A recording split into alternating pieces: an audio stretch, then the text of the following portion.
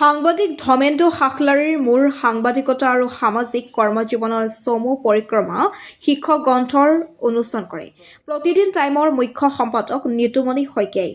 কাৰ্বি আংলং জিলাৰ হাওৰাঘাটৰ অসমীয়া প্ৰতিদিন কাকতত কৰ্মৰত জ্যেষ্ঠ সাংবাদিক তথা লেখক ধৰ্মেন্দ্ৰ খাখলাৰীৰ আত্মজীৱনীমূলক গ্ৰন্থ মোৰ সাংবাদিকতা আৰু সামাজিক কৰ্মজীৱনৰ চমু পৰিক্ৰমা শীৰ্ষক গ্ৰন্থখন আজি গুৱাহাটীৰ জু ৰোডত অৱস্থিত প্ৰতিদিন টাইমৰ কাৰ্যালয়ত প্ৰতিদিন টাইমৰ মুখ্য সম্পাদক নিতুমণি শইকীয়াই উন্মোচন কৰে।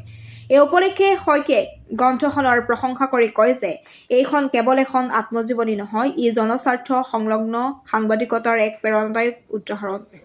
উল্লেখযোগ্য যে ধৰ্মেন্দ্ৰ খাখলাৰীয়ে নিজৰ সাংবাদিক জীৱনত গ্ৰাম্য সমাজৰ সমস্যা, ৰাস্তা-ঘাট, শিক্ষা, স্বাস্থ্য, বিশুদ্ধ খোৱা পানী, দুৰ্নীতি বিৰোধী আৰু প্ৰশাসনিক অৱহেলা নিয়মিতভাৱে গুৰুত্ব সহকাৰে উত্থাপন কৰি আহিছে। তেওঁ সাংবাদিকতা কেৱল এটা পেছা হিচাপে নহয়, বৰঞ্চ সমাজসেৱাৰ এক শক্তিশালী মাধ্যম হিচাপে গ্ৰহণ কৰি আহিছে।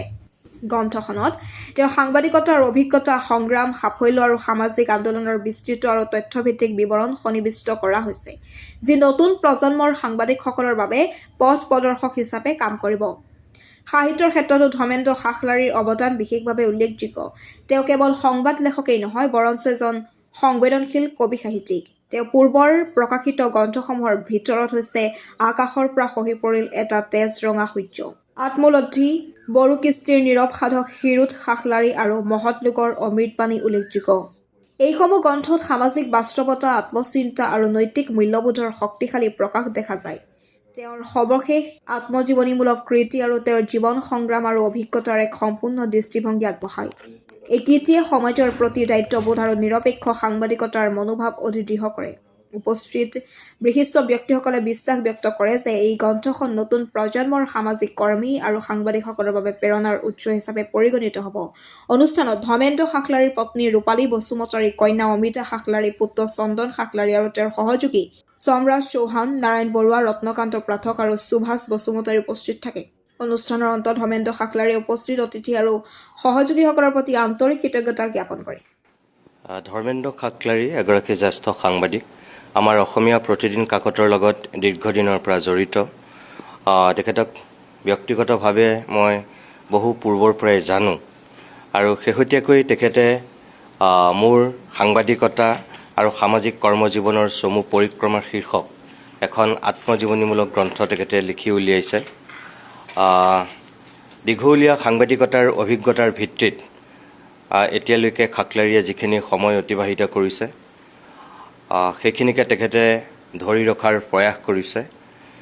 কাৰ্বি আংলঙৰ পৰা সাংবাদিকতা কৰি যিখিনি মানুহে ৰাজ্যখনলৈ ঐকান্তিকভাৱে সেৱা আগবঢ়াইছে সেইসকলৰ ভিতৰত খাখলাৰী অন্যতম।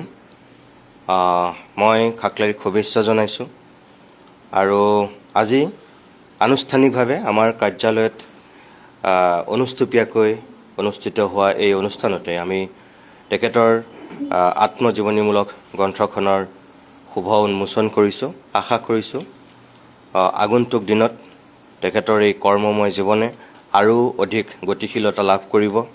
ৰাষ্ট্ৰীয় পৰ্যায়ৰ খেলুৱৈ আছিল, কিন্তু সেই খেলুৱৈগৰাকীৰ জীৱনলৈ হঠাৎ এটা সময়ত যিটো প্ৰত্যাহ্বান নামি আহিছিল, সেইটোৰ সন্দৰ্ভত মই খাখলাৰীৰ যোগেদিয়ে অৱগত হৈছিলোঁ আৰু তাৰপিছত মই আমাৰ ষ্টুডিঅ'লৈ মাতি আনি তেখেতৰ সন্দৰ্ভত কিছু কথা অসমৰ ৰাইজক অৱগত কৰাইছিলোঁ।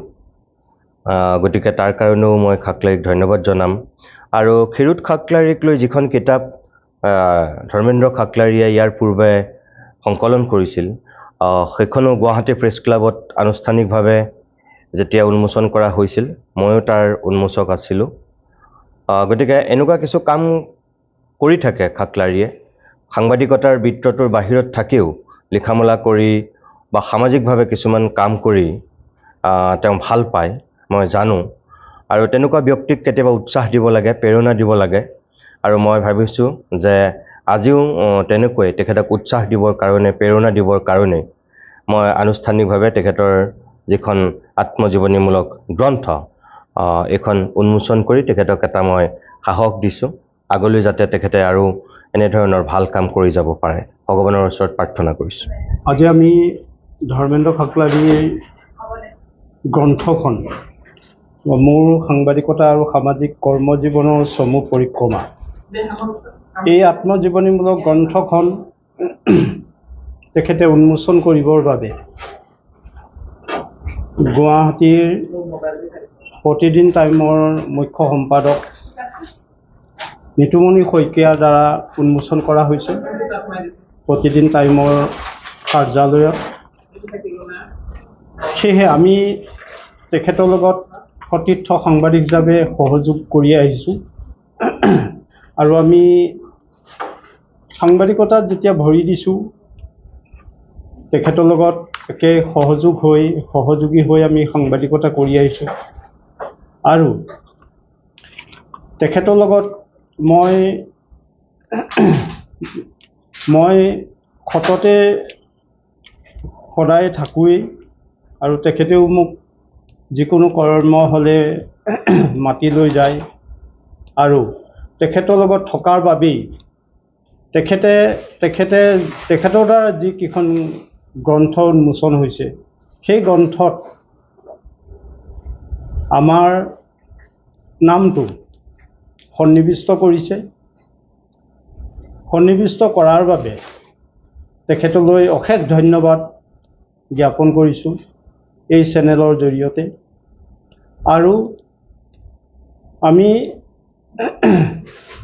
আমি সহযোগী হৈ আমি শেষলৈকে যিমান দিনলৈকে আমি সাংবাদিকতা কৰিব পাৰোঁ সেই শেষ পৰ্যায়লৈকে আমি একে সহযোগী হৈ একে যাত্ৰা পথত খোজকাঢ়ি গৈ আমি সাংবাদিকতা কৰিছোঁ বা কৰিম। হয়, মই বহুত দিনৰ পৰা মই নিজৰ আত্মজীৱনীমূলক যিটো কিতাপ উন্মোচন কৰিবৰ কাৰণে মই বহুত পৰিকল্পনা কৰি আছিলোঁ বা লিখাৰো পৰিকল্পনা কৰি আছিলোঁ। আজিৰ পৰা প্ৰায় দীৰ্ঘদিন ধৰি মই কিতাপখন লিখি অৱশেষত প্ৰকাশৰ মুখ দেখা পালে। সেয়া হ'ল মই আজি এইখন কিতাপ উন্মোচন কৰিবৰ কাৰণে মই গুৱাহাটীলৈ আহি অসমীয়া প্ৰতিদিন টাইমৰ মুখ্য সম্পাদক নিতুমণি শইকীয়াৰ জৰিয়তে আজি মই গুৱাহাটীত উন্মোচন কৰালোঁ। ভাল লাগিছে, তেখেতে সহায় সহযোগ কৰি কিতাপখন উন্মোচন কৰি দিছে, গতিকে তেখেতক মই ধন্যবাদ জনাইছোঁ। এইকাৰণে যে যেনেকুৱা ধৰণৰ মই এই গ্ৰন্থখন অঞ্চলটোৰ হাৰাঘাট অঞ্চলৰ যিখিনি এজন সাংবাদিক হিচাপে যিটো দায়বদ্ধতা লাগে, সামাজিক দায়বদ্ধতা, এই সামাজিক দায়বদ্ধতাত থাকি যিখিনি কৰিব লাগে কৰ্ম সাংবাদিকৰ ৰাস্তা ঘাট স্বাস্থ্যকে আদি কৰি দুৰ্নীতি কেলেংকাৰী এনেকুৱা ধৰণৰ বা বেমাৰ আজাৰৰ ক্ষেত্ৰত যিখিনি দাঙি ধৰিব লাগে সাংবাদিক হিচাপে, এই গোটেইখিনি মই কৰি আহিছিলোঁ অসমীয়া প্ৰতিদিনৰ সাংবাদিক হিচাপে।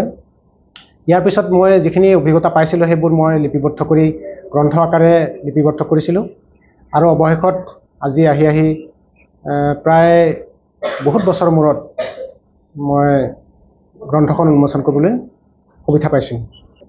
সহযোগটো আছে, যাৰ কাৰণে আজি মিছেছ লগত আহিছে। আজি তেওঁ সহযোগ নকৰিলে মই লিখিব নোৱাৰিলোঁ হয় বা কিতাপখন প্ৰকাশৰ ক্ষেত্ৰত মোৰ লগত নাহিলেহেঁতেন। গতিকে লগত অহাৰ কাৰণে ভাল হৈছে, কাৰণ যিখিনি অভিজ্ঞতা মই কিতাপ আকাৰে লিখিলোঁ আৰু এইটো প্ৰকাশ কৰাৰ পিছত যিটো উন্মোচনৰ ক্ষেত্ৰত যিটো সহায় সহযোগ লাগে, মিছেছে সহযোগ কৰিছে, গতিকে ভাল লাগিছে। বহুত ভাল লাগিছে। আমি আজি নিতুমণি শইকীয়া ছাৰৰ প্ৰতিদিন টাইমৰ অফিচত আহি মোৰ হাজবেণ্ড তেখেতৰ গ্ৰন্থখন, যিখন মোৰ সাংবাদিক জীৱনৰ পৰিক্ৰমা বুলি এখন গ্ৰন্থ আজি উন্মোচন হৈছে, শুভ মুক্তি হৈছে, আৰু সেইখন আজি আমি ইয়াত সৌভাগ্যক্ৰমে শুভ মুক্তি হোৱাৰ কাৰণে বহুত নিজকে ধন্য বা গৌৰৱান্বিত হৈছোঁ। কাৰণ মোৰ স্বামী তেখেতে বহুত দিনৰ পৰা তেখেতৰ সাংবাদিক জীৱনৰ যিখিনি ঘাট প্ৰতিঘাতত তেওঁ যি পাই আহিছে, তেওঁৰ কৰ্মৰ জীৱনত যিখিনি অভিজ্ঞতা, সেই অভিজ্ঞতাৰে তেওঁ লিখি গৈছিলে টুকুৰা তেনেকুৱা খণ্ড আৰু সেইখিনি আজি গ্ৰন্থ আকাৰত মুক্তি দিছে আৰু ইমানেই ভাল লাগিছে। অনন্ত কুমাৰ গৌড়ৰ ৰিপৰ্ট, এন এক্সপ্ৰেছ।